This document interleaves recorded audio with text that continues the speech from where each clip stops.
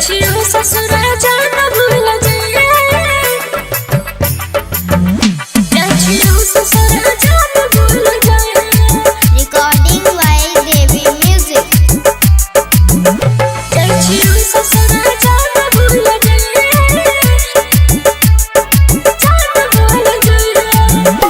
सुने के हमर जान किए ठाहै छी सितम दोसरा से होय छ शादी के न सहबाओगे गम बदल जाई भी इतना जल्दी जानरी हो नहीं गे हम मिले हमारा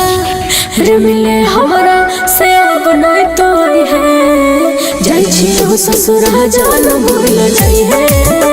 जाई छियो ससुर जान भूल जाई है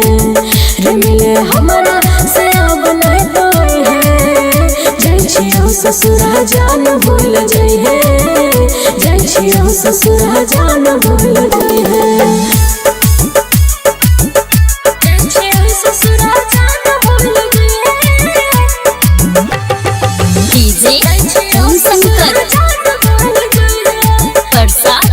भिंडा हो जन्म से ज्यादा विश्वास हम कैलियोगे कभी न जान तोहर बहिया के धैलियोगे रे गलती ने हमर की समत के छे दोसरे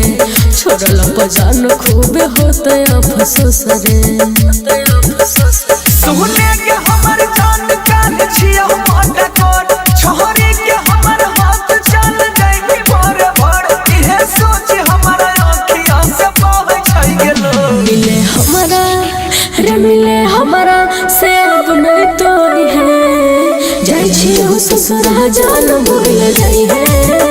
जाई छियो ससुर जान भूल जाई है रे मिले हमारा से अब नहीं तो है जाई छियो ससुर जान भूल जाई है जाई छियो ससुर जान भूल जाई है।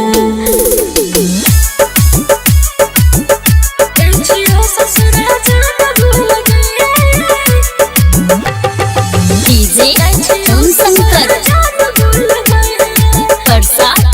भिंडा हो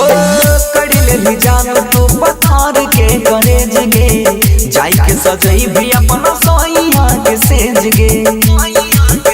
रे घरवा के रह बन से हमर मजबूरी